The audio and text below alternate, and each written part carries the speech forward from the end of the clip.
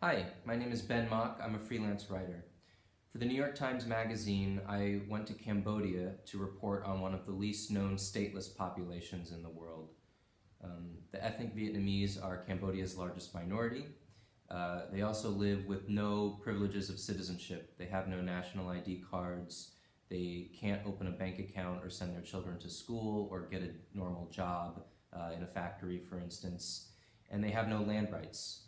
So historically, since they returned to the country after the fall of the Khmer Rouge, they have made their homes on the water, on floating houses, on rafts and boats and houseboats, and they have worked mostly in fishing. So I spent 6 weeks in Cambodia traveling along the Tonle Sap River and onto the lake by boat and by jeep in order to meet and interview and profile members of this large minority community in Cambodia who are in a precarious situation.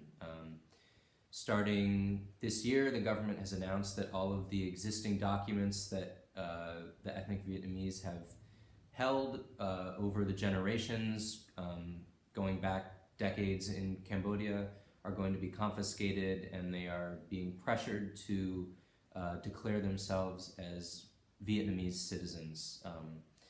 However, most ethnic Vietnamese in Cambodia and most of the boat people, as they're called in Cambodia, are not from Vietnam and do not have close family ties to Vietnam. So there is a disconnect between these formal declarations of citizenship recognized by the Cambodian and Vietnamese government and the life of these people on the water who have effectively no citizenship. And although it's a controversial term to use, and it's not a term that's recognized for this population by the Cambodian government or by any international or intergovernmental organization that I'm aware of, they are effectively or de facto stateless because they have no recourse to the rule of law or to citizenship in any country, whether Cambodia or Vietnam. Living on the water is also a unique way of life that is endangered for both environmental and political reasons. So part of the article was also looking at what life is like on a floating village in Cambodia on the Tonle Sap, which is unique in the world.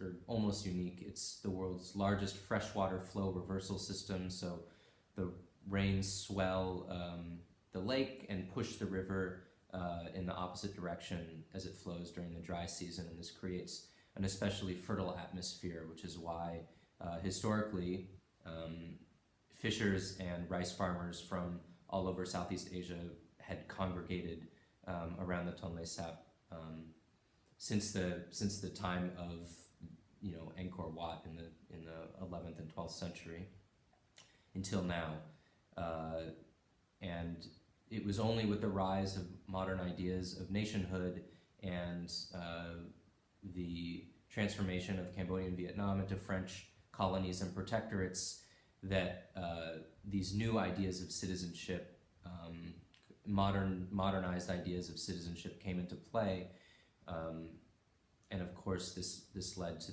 the massacres and the ethnic cleansing of the Khmer Rouge era, ultimately, and now puts the ethnic Vietnamese in a precarious situation where they are often, even today, facing mob violence and discrimination, and are forced to pay bribes by the police.